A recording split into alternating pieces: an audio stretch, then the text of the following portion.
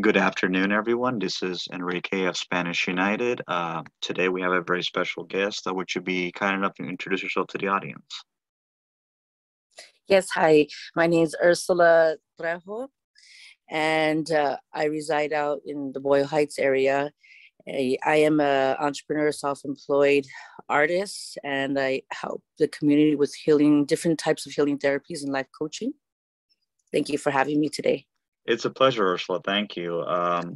Yeah, we had met because I had made a petition for Daniel Elena Lopez, and you had reached out to me, and I really appreciate it because I think it's very important to talk about the issues that are affecting our community. I think what happened to Daniel Elena Lopez was very horrible, and unfortunately, this has become like the norm, where a lot Mhm, of Hispanic young men, they get killed, mhm. and society thinks that it's okay because of the stigma that many Hispanic men have. So I wanted to ask, in relation to Daniel, like how do you think this sad case that happened affects Hispanic men when it comes to mental health and how mental health is important for our young people and our people within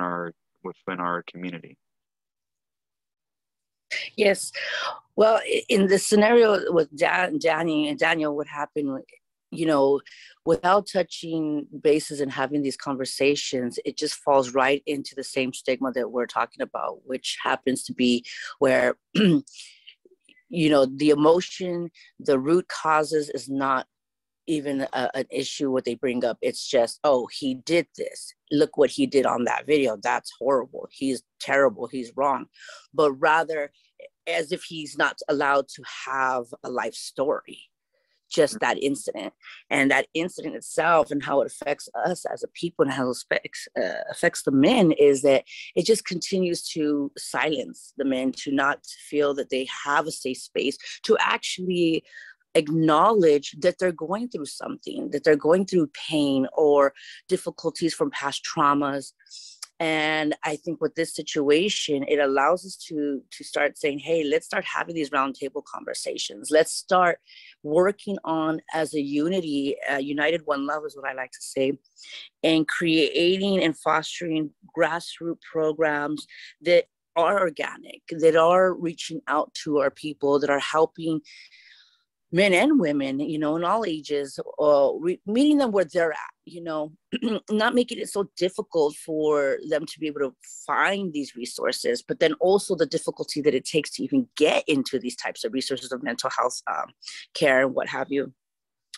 Um, so I think with the men, what I've noticed, because there's a lot when it comes to what I've seen is like we're brought up in a way where it's like, don't express your emotion. And when I've seen with the males, a lot of times it's like when they're growing up, don't cry. And I'm going to say these words because these are the words I heard growing up, Hmm. which is like to the boys, don't be a sissy. Don't cry. What's wrong with you? You want me to give you something really to cry about? Um, and then also things like this in this nature. Oh, you're being like a little girl. Stop crying.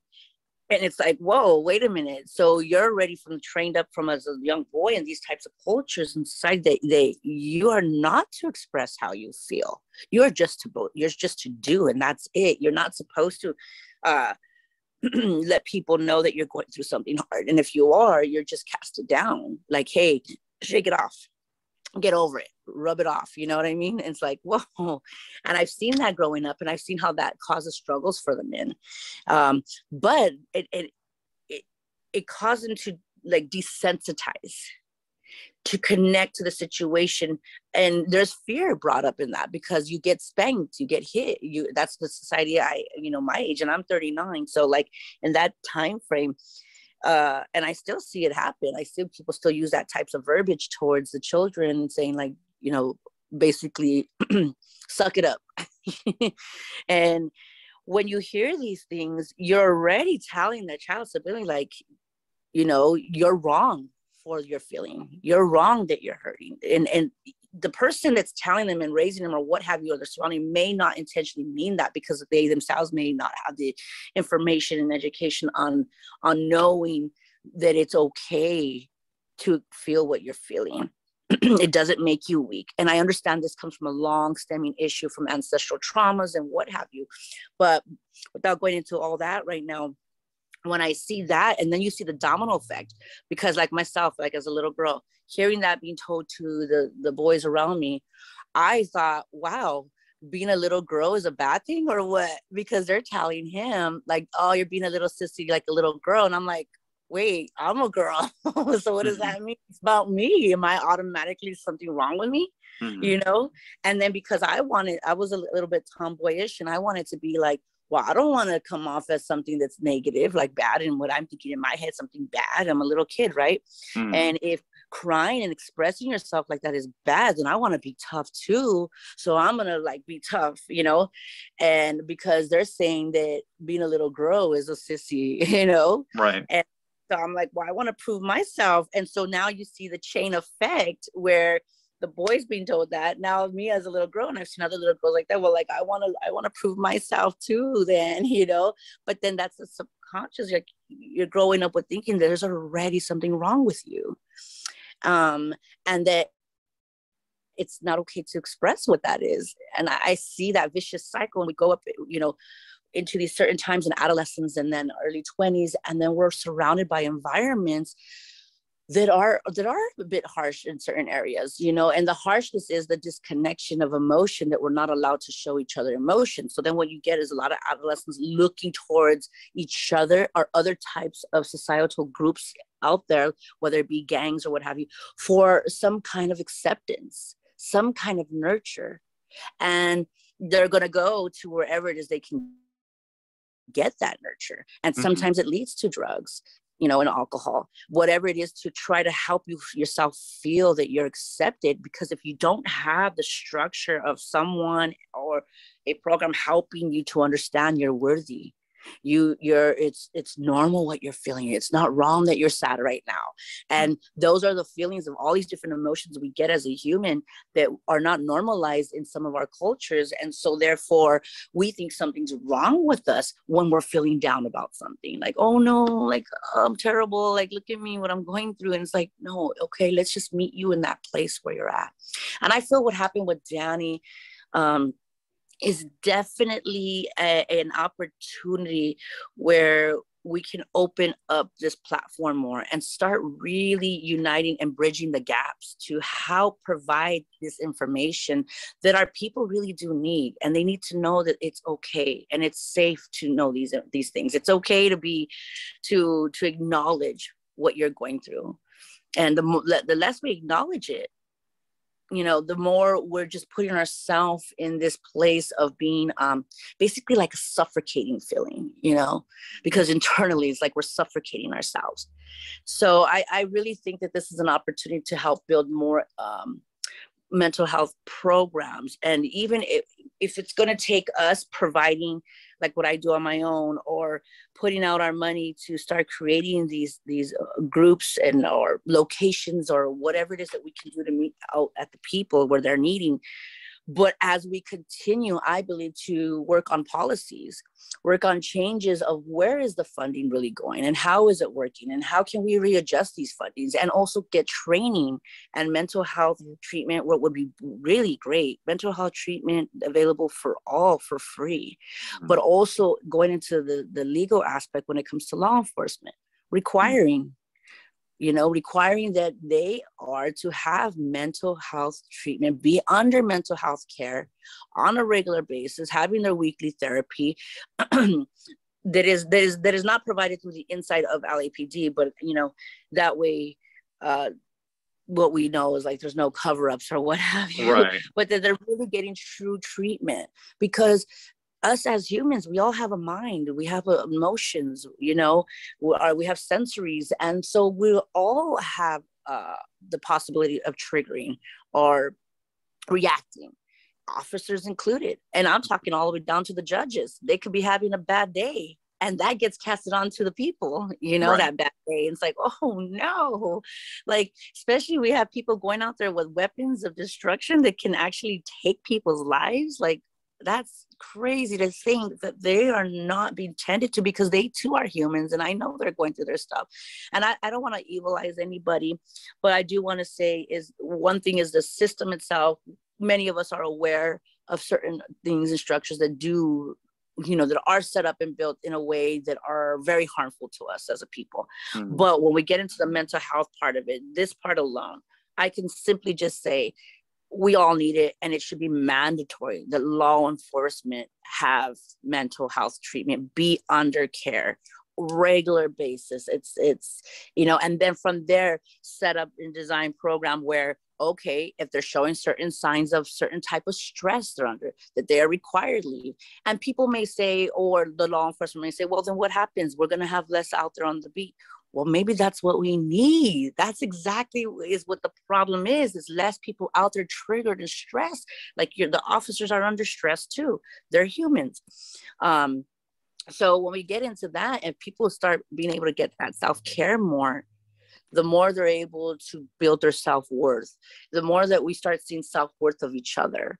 I just see it, it's just like the vicious cycle of the lower frequency negative. We can change this frequency and say, breath by breath, we're going to change it to a more positive outlook here on how we can build and structure, step by step. I really believe it. And it takes people like myself, like you, and many others that I know and have met that are really passionate about helping foster healthier communities. Mm-hmm. And I think it's very important that the best way to foster a healthy community is the resources.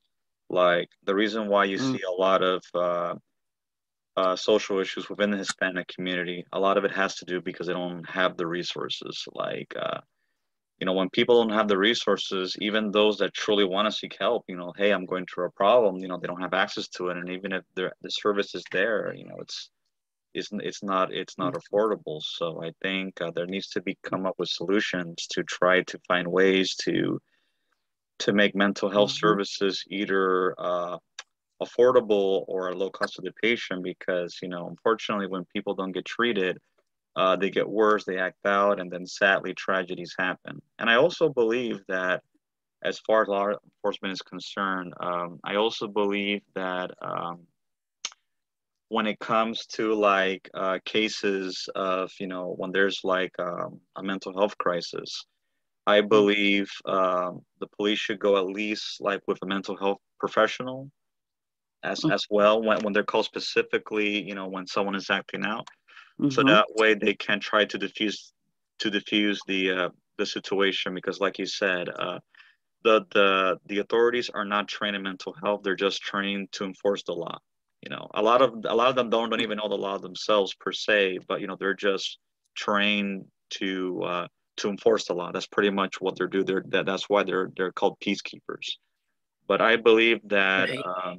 if there is mental health professionals that go along with with the police when they're handling a situation, I think that could better diffuse it, and at the same time, it could prevent loss of life because unfortunately this is becoming too common where many people they're just getting killed and a lot of it could have been pre- been prevented.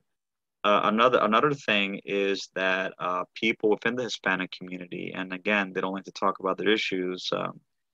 They need to talk about investing into infrastructure, investing into their communities, and also there needs to be training of more Hispanic mental health professionals. Like a few months ago, I had interviewed a mental health professional, and you know what she told me? She told me that the mental health professionals within mental health has only risen to 5%, which previously was at 3%. So 95 to 97% of mental health professionals are non-Hispanic. So it's like if someone that is Hispanic, for example, doesn't speak English, or maybe there are some issues like with the culture and all that, they're gonna less likely to seek seek help.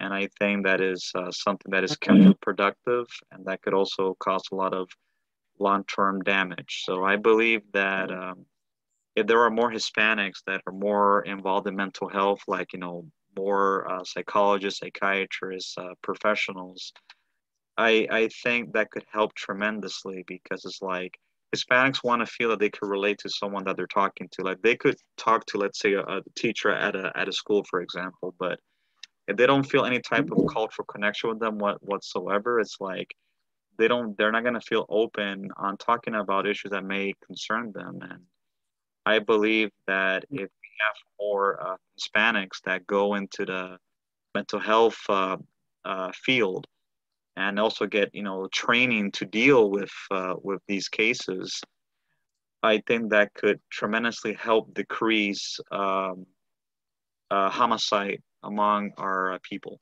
and at the same time also prevent life-threatening situations. So I think it's very important that the people need to get involved. It's like one thing is that people can speak and debate and throw mud at each other, but that doesn't really get anybody anywhere. It just creates division. It pushes people away. But if people take a proactive approach, and okay, we have issues that we need to resolve. We cannot be playing the victim or blaming others, because that doesn't get us anywhere. We need to try to come up with solutions, and to try to come up with ways to try to minimize these issues. And the only way it's going to be resolved is that investment and resources needs to be made available. And at the same time, there needs to be community involvement. Because, like I said, with the Asian community, if you look at the Asian community in San Gabriel, which is primarily Chinese, you don't really see those social issues over there, because number one, the people are involved in the community, and the people also invest. Like every time I go there, like once a month, like to do work, I see more like mental health places. I see more hospitals, services, for their own people, that is little to no cost to the public. And I feel that that's one of the reasons why they don't really have the social issues that we do, is because they invest. And unless we start, taking a more inclusive approach instead of being individual, meaning that, whatever I get is mine, everybody else can just screw themselves, it doesn't do anything. It actually hurts the people that are actually, hurting. Yeah, right. It really does. I agree. I mean, I see it. So, I mean, in reflection to like what you shared, like I believe that does make a difference and helps. And I know that people are at a different place in their journey of life, whatever their traumas or healing may be at. And so some may not understand what that means or what that looks like. And then that's why it's like, many of us who do have an understanding, at least to a certain extent, are able to start showing and displaying what that can be, how that actually can function. And that's exactly it is like when we're just scattered and it's only all for whatever. For myself, who cares about everybody else? I mean, it's just the structure we're going to continue to be in. And like I said, I know there's a lot more, as we know that there's rooted systemic traumas, systemic issues. And I mean, it's just like, how do we get to all these issues? Well, we got to start somewhere. Where do we start? I always say we start with ourselves. Go into ourselves, become one with ourselves. And how do you do that? It's a process, a day by day process. It's a breath by breath. But what helps is that you have someone or a team that is able to help guide you in that, so that you're not alone, because you will face the different times where you're going to, so to say, like face your shadows. You're going to realize like there's some traumas that were underlining there that you didn't know that you pushed back. And you're like, when those start opening up as you want to heal, it's like it can cause anger, it could cause rage, because you're like, oh my God, this feels horrible. But when you have someone who knows what they're doing and helping support you through this, you start to realize more and more you're not alone. And that's when you start to realize, like, okay, community does help, or having a team to help me through this does help. I don't have to face these dark struggles through this dark tunnel on my own. Right. And I think the more that out, the more people realize how that love and support is there if they're willing to take it, if they're really together with it. I agree with you, and I also agree that Hispanics need to be made to understand that seeking help doesn't make them weak. It doesn't make them less of anything. If, on the contrary, it helps them to actually better resolve their problems. Because, like you said, sometimes we're going to go through to things in life that we can handle on our own. And that's one of the reasons why there are mental health professionals out there. They are trained and they're there to help people and to guide them. They're not miracle workers, of course, but they will try to guide people to get them where they feel that they need to be at their own pace. And the thing with a mental health professional is that whatever they disclose, doesn't matter how horrible it is, it stays private in confidentiality, and it will make the people feel more open in discussing their issues. Because I feel that when people bottle things inside, it can be very negative, and in many cases, it can be destructive. So I believe it's very important that Hispanics try to seek out mental help when they're able to. And I wanted to tell you, Ursula, thank you. I'm very short time, but I wanted to thank you for being on the show.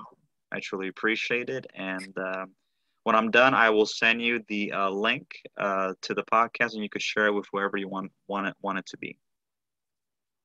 Well, that'll be good. I appreciate that. And I just want to continue to say this, just reaching out to each individual, because I know there's many that get concerned by titles and names of certain sorts of calling themselves. And it's like, the expression of each individual is their own. And whether you call yourself Hispanic, if you call yourself Indigenous, where you've come to in your journey is yours, but it's not to judge the other where the other's at. It's just to say that we are all one people, whether you identify this or you identify that.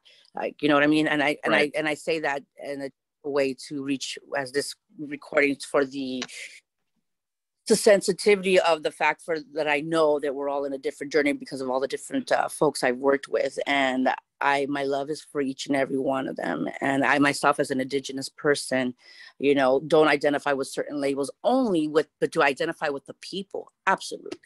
But only because through my journey, I've had to come to a place to an understanding for myself what it means to me. And I've learned to come to this place without having to cast judgment on anybody else or to have to tear down someone else because you identify this way, you identify that. It's like, no, we all are having a walk. We all have a walk, and we all coming from a place, and it's for each to decide for themselves how they identify, but there's a way to be still united, one love, which does not tear down and judge each other's identification, self-determination. So I thank you so much that many can be their own individual self. Is what's important, and that's what comes with the mental health.